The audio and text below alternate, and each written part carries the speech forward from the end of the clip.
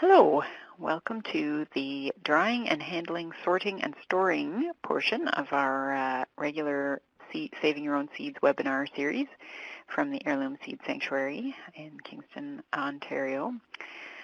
This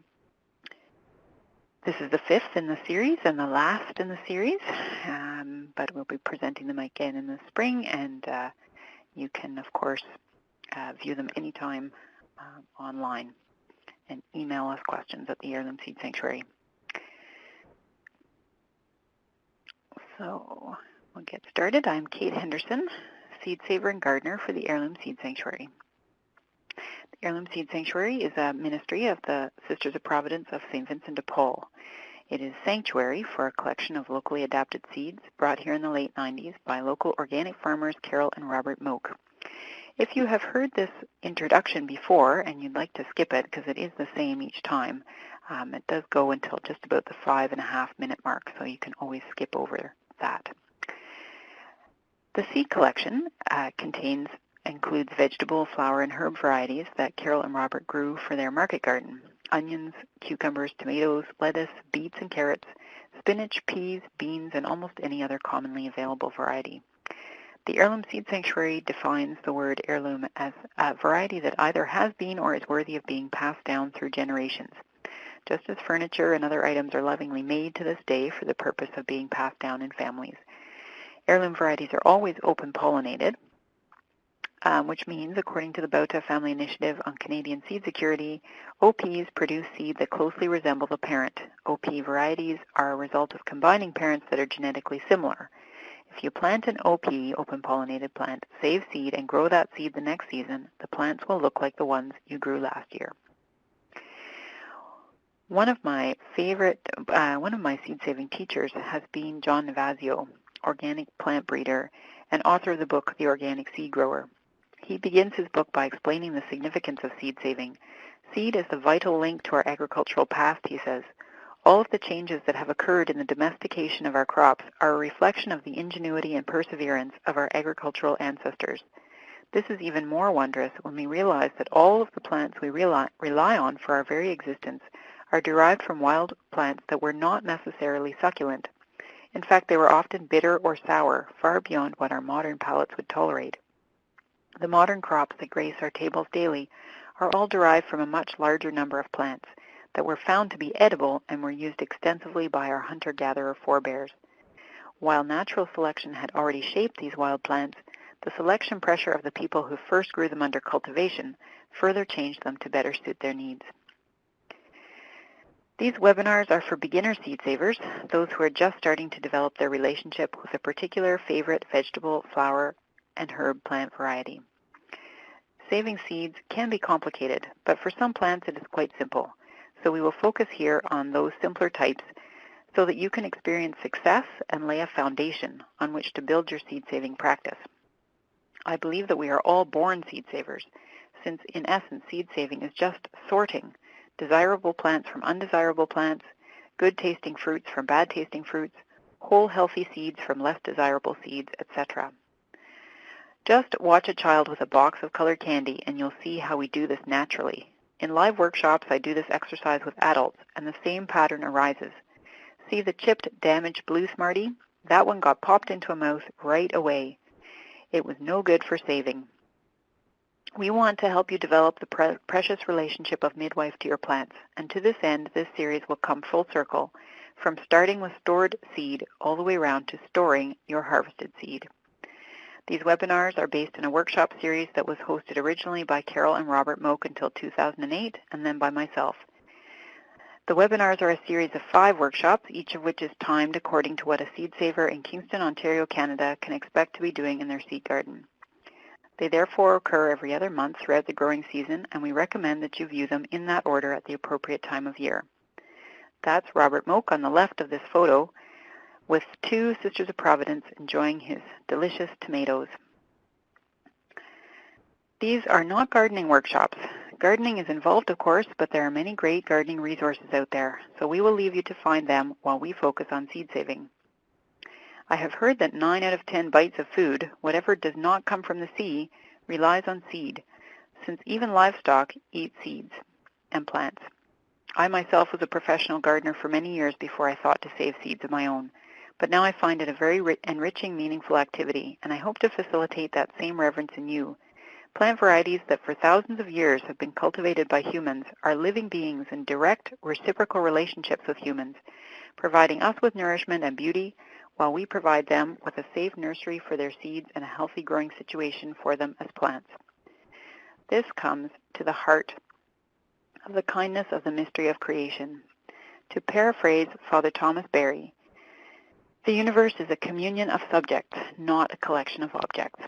I wish you awe and wonder on this journey to saving your own seeds. So, now we proceed with the part 5 of our Heirloom Seed Sanctuary Seed Saving Webinar Series on drying and handling, sorting, and storing your homegrown seeds. This is based on 2 live workshops that we had, our very last live workshop, and these are the topics that we will cover today. So drying, sorting seed from chaff, more drying, sorting seeds for saving from seeds for eating or compost, storing seeds, and germination testing. In our last webinar, we talked about harvesting seed crops in order to keep them dry and in order to dry them further. So harvesting into labeled paper bags and setting them aside somewhere pest-free and safe with some airflow so they could stay dry until processing or handling time arrived. Again, we will focus on the easier crops, beans, lettuce, and tomatoes. Tomato seeds are dry enough for storage. It only takes a couple of weeks to dry the smaller seeds down. So we recommend storing tomato seeds in paper envelopes because they are small and because paper is somewhat porous and is easy to label with the name of the variety and the year the seeds were grown, plus any other information you wish to include. Do beware of mice. They will happily chew through a paper envelope to eat tomato seeds. They like tomato seeds. But more on storage later in this webinar. This is all we're going to talk about tomatoes at this time. Now, sorting seeds from chaff. According to seedsman Don Piggott, who is of Yellow Point Propagation Limited, the main objective of seed extraction and cleaning is to reduce the bulk and weight by removing non-seed chaff or debris, and to put seed into a suitable condition for storage and or sowing. The principles of seed cleaning are to separate seeds and their associated structures into different fractions and retain only good, healthy, viable seeds. These fractions usually include good, healthy, insect-free, viable, filled seeds, fine debris, smaller in size and lighter than seed, coarse debris, larger and heavier than seed, and empty or insect-damaged seeds. So, sorting seed from chaff. As we mentioned before, this is all about the sorting. So this is a photo of Sister Shirley Morris removing lettuce seed heads from a plant. So if you pinched dry seed out of the seed heads still on the plant in the garden, as we discussed in a previous webinar, there may be no further processing needed. Like the tomato seeds, they're likely dry enough and clean enough in that case that you can just put them in a jar or an envelope. You can harvest a reasonable quantity of clean seed, enough for a home garden, in this way, just by pinching clean seed out of the seed heads, as in the previous webinar. However, if you cut the whole plant and brought it inside in a labeled bag, then you will have to remove the stalks and leaves, which is the chaff, to clean the seed.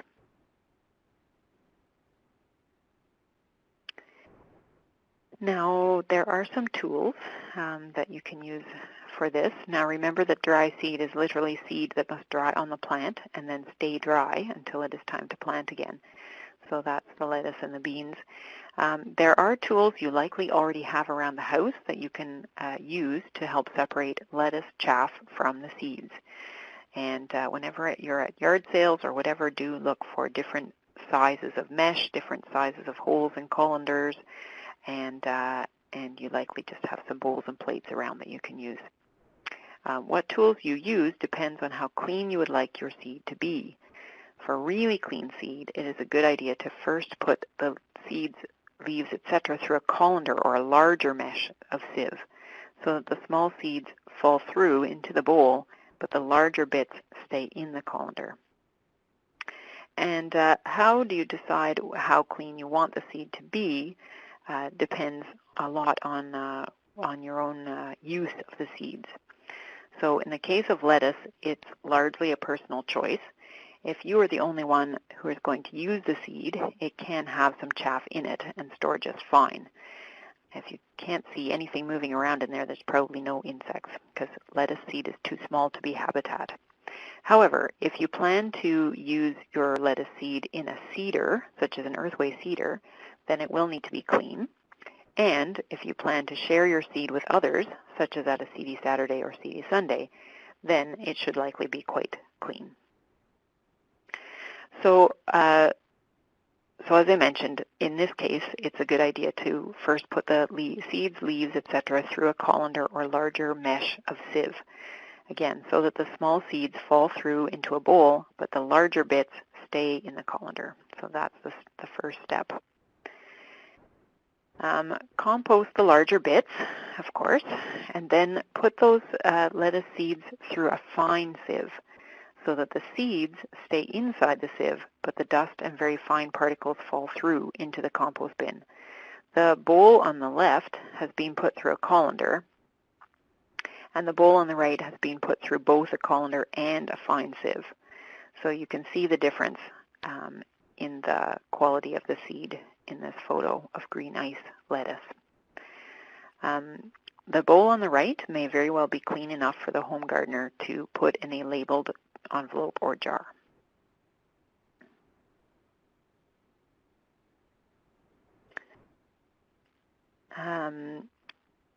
Sorting seed from chaff again. So this is not lettuce, but a fine-seeded amaranth, so the same principle applies. The process is the same. Larger stems and leaves are first removed. You can see the clippers and gloves resting on the plate there. Then the seed is put through a larger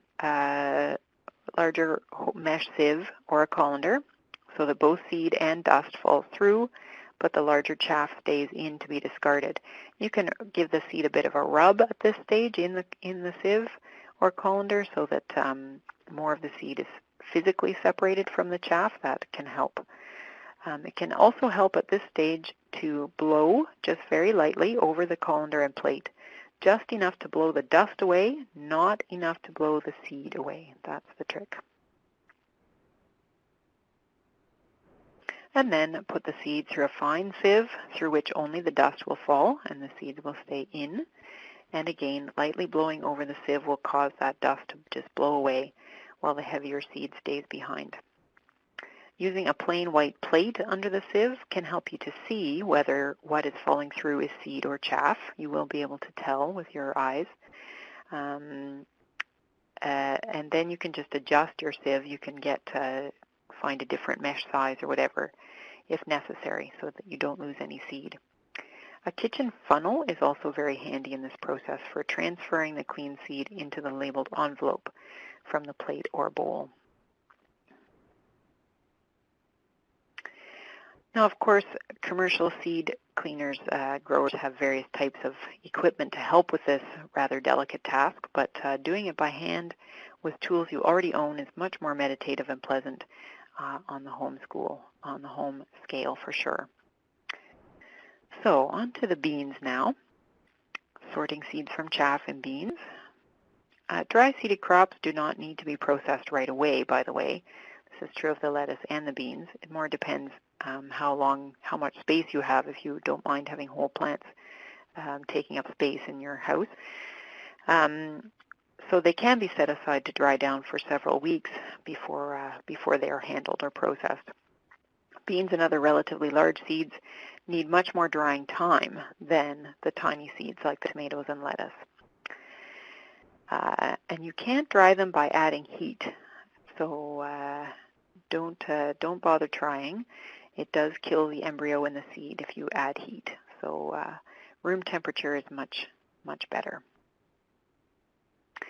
You can consider using a dehydrator to dry beans, but only if your dehydrator can be set to 35 degrees Celsius or lower. If the only temperature settings are higher than that, do not use it. So, if you brought in whole plants, then you'll need to remove the pods from their stems. You could do the same thing with the beans as the lettuce, harvesting individual pods as they dry down on the plants.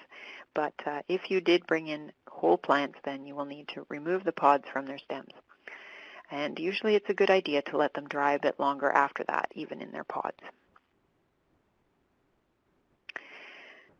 Now, when you're getting the seeds out of their pods, the beans out of their pods, you do need to be careful because sometimes those beans are pretty slippery and they can jump right out of those pods.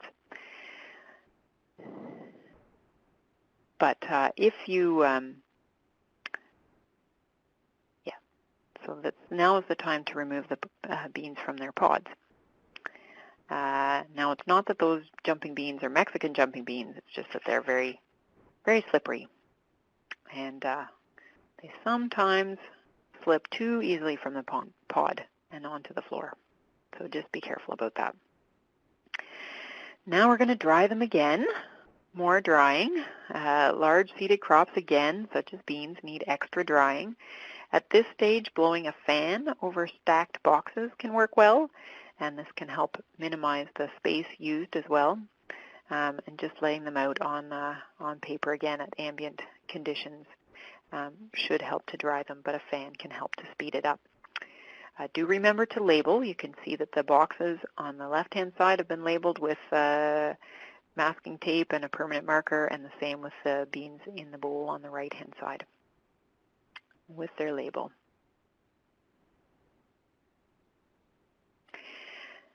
Now, how do you tell if your beans are dry enough? If it's so important to have those beans really dry, how are we going to tell if they're dry enough? It is tricky to know when your larger seeds are dry enough for storage, but dryness is the most important factor in storing your seeds successfully, so it is critical to get this right. And some years, unfortunately, we have drier conditions than others with lower ambient humidity. So if you know that your indoor conditions are humid, or you notice that the fall is more rainy and wet than usual, it may be very necessary to either dry your seeds in a room with a dehumidifier or to put a fan directly on them for a few days.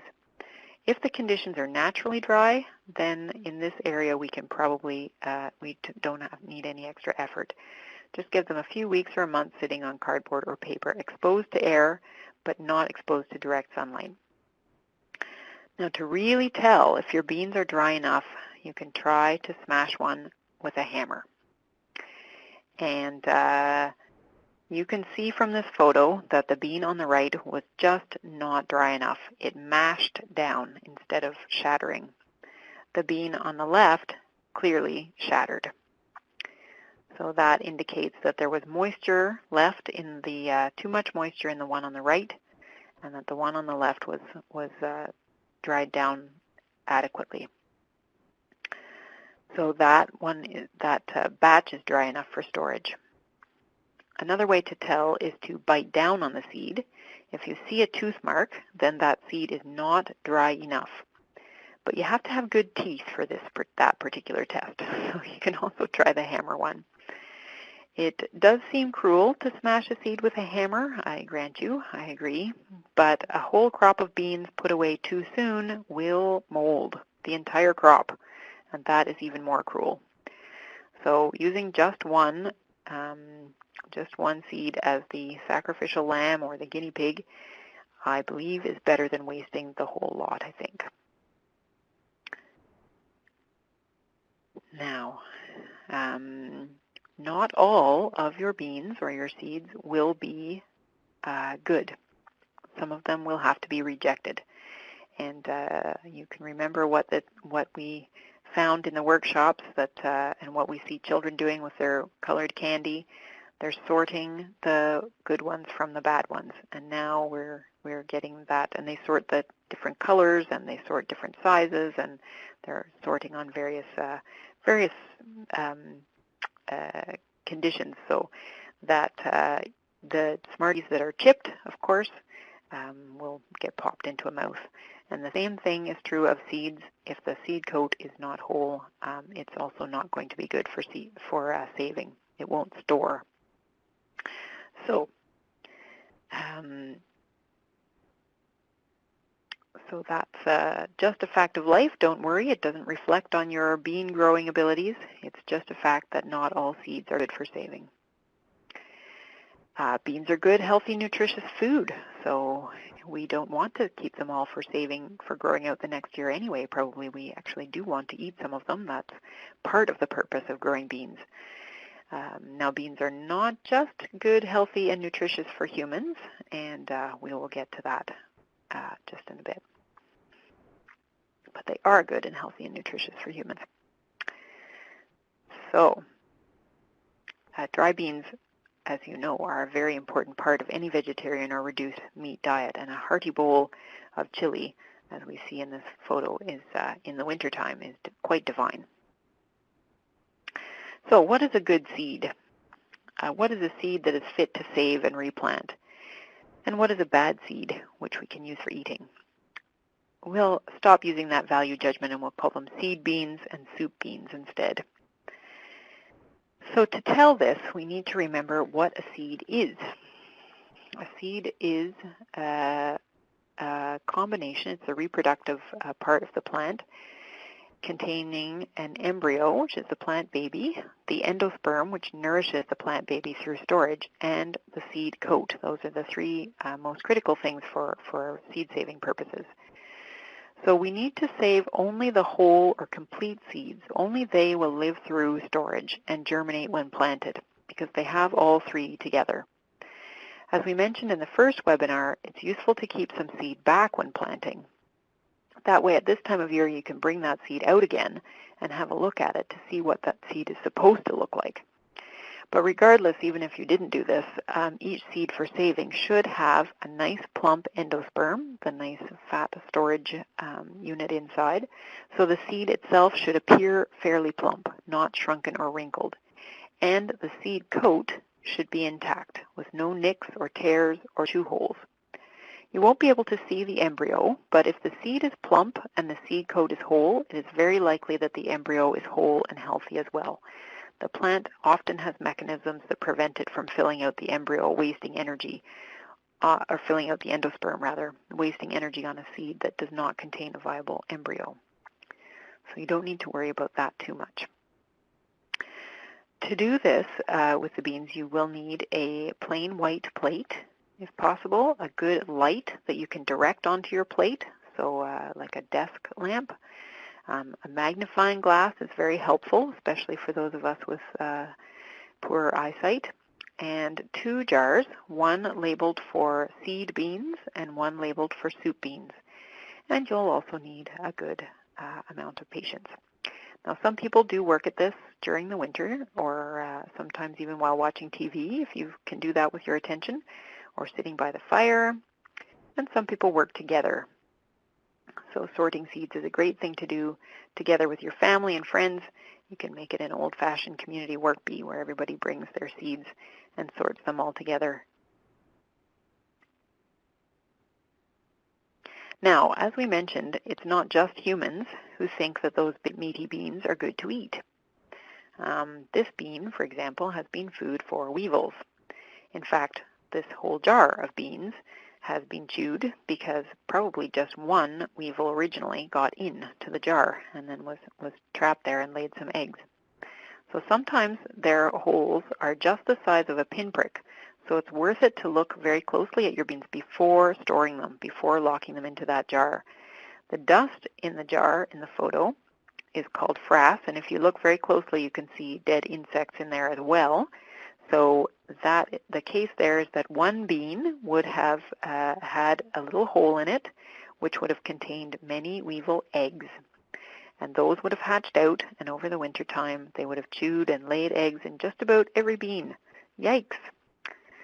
Now, you can also read about other ways of stopping weevils, such as freezing the dried seed, but other creatures will also chew on beans. So it's worth it to just have a close look at your at your beans. So just to be clear, I thought I would zero in on that weevil hole because beans are large enough that they can actually be homes for small insects like weevils. So, and the mark on the right is the hilum, and all beans actually have a hilum. The white hole on the left is the weevil hole, and it's hard to see it in 2 dimensions, but in 3 dimensions you can clearly see that that is actually a hole. And there may well be weevil eggs inside that hole, so it must be discarded. Now, other things to look for that you may want to, that will help you decide whether a bean is a soup bean or a seed bean. Your soup beans will be the ones that are misshapen, off color, wrinkled. They may be too big or too small or otherwise not quite right. So you're going to take a look at the whole jar of beans, all your beans together, and find the average, find what looks like average, and that's probably true to type, the way that most of them are. And then anything other than that, anything off type, as we say, can go into the soup pot. Now, all dried beans can be soaked and cooked into soups and chilies, even the ones that were green beans for eating in the garden. So you can still use them as dried beans, and they will still add protein and other nutrients. There's certainly an element of intuition to this part of the sorting. Remember that you're developing a relationship with these beans by agreeing to keep their offspring and plant them again. So you and the bean can work together to choose which seeds are saved and which are eaten. I believe that if you are paying attention, the plant will communicate its wishes to you and contribute to that process. Now, in your sorting, you may also find some moldy beans, some beans that got wet at a critical stage of development and just started to mold. Now, depending on your digestive system, you may choose to compost those and not put them in the soup jar. But remember, compost is not a waste. It's not a problem to do that. Now, on to storing your carefully sorted seeds. So this is one way to do it. This is our community bean box here at the Heirloom Seed Sanctuary.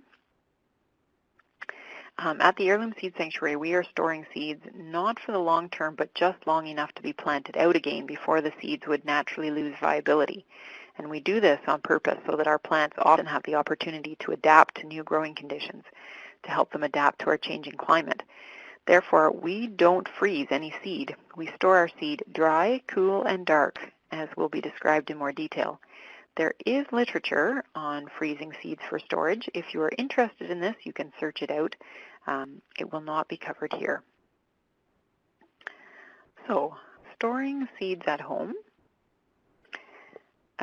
We recommend seeds be kept in either paper envelopes or glass jars, with the lid slightly loose on the glass jars if you're using them. Seeds will need to breathe just a bit while they are stored. So if you're storing seeds in paper, ensure that they are located in a mouse and pest-proof area, or put the paper envelopes together into a glass jar so they will not get chewed. Label your seed packets with both the name and the year they were grown, and ideally place a label both on the outside and the inside of each jar or packet. So if the outside label falls off, you still have the info you need. For proper storage, you do need to think about the conditions needed for a seed to germinate. So for a seed to germinate, it needs soil or dirt, it needs some moisture, some warmth, and sometimes some light. So for proper storage, we must simply remove those conditions. And just as we would label our starting pots, we will also label our storage containers, as mentioned. Now, this is a new book by the Seed Savers Exchange that's just been put out, and it has a lovely section on storing seeds at home. So the primary goal of a seed saver, it says, during seed storage is to slow the seed's metabolic processes and to reduce exposure to environmental conditions such as high temperatures and humidity that increase seed deterioration. Keeping seeds cool, dry, and in the dark allows the orthodox seeds of many species to retain viability for 2 to 6 years in ambient storage conditions.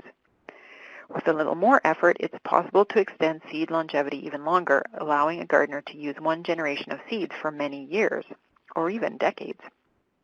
Determining a storage location for seeds take into consideration the type of seed, the length of time one wishes to save the seeds, the humidity and temperature levels of the storage space, and the potential of damage to the seed by pests. All of these factors impact seed longevity. Climate-controlled spaces are preferable to outdoor spaces or places where temperature and humidity levels fluctuate frequently. A dark closet in a cooler part of the house, a dry, cool basement, or a room on the north side of a house that remains cool are all good spaces for storing seeds. For long-term storage, a refrigerator or freezer may be used, depending on the moisture content of the seeds. So that's what the Seed Savers Exchange Seed Garden book has to say on that topic. It's a great resource. Now, you will likely want to, the next section is going to be about to see if you're, this is just very quick because it's not a necessary step, but some people may be interested. Germination testing will tell you how many of your seeds will actually germinate in the spring when you plant them. So at this time of year, you may be curious as to how those seeds actually did. And maybe you can't even wait until spring planting to see if they will germinate. So that's what germination tests are for, just like the professional seed houses do. But this is low tech, and you can do it at home. You'll just need 10 seeds, paper towel, water, and a plastic sandwich bag or some kind of smaller plastic bag. You will likely want to set your germ tests on a tray if you are doing multiple tests, and that way you can move the tray, you can set it somewhere out of the way, but where you won't forget about it either, so that's the key. You may need to dampen the paper towel a couple of times during the test, and possibly even daily for beans and large seeds. So arrange your seeds, your 10 seeds or however many, neatly on half of the paper towel. So yes, making sure there are 10 seeds or whatever number you decide upon, but it should be consistent across all your germination tests. So 10 seeds of your lettuce, 10 seeds of your beans, 10 seeds of your whatever else, your tomato. Fold the paper towel over the seeds and dampen the whole thing with water. And so if you're doing multiple germination tests, you will need a separate paper towel for each one, each variety. Fold the paper towel over the seeds and dampen the whole thing with water, but don't swamp the seeds. Just lightly mist them with a spray bottle or sprinkle water with your fingers, just enough water to dampen the paper towel. Now they will need to stay damp for a few days, so putting them inside a plastic bag does help to retain moisture. Alternatively, just monitor them closely so that they don't dry out, and that will happen quite quickly if they're left exposed, but if you can manage that, that's great.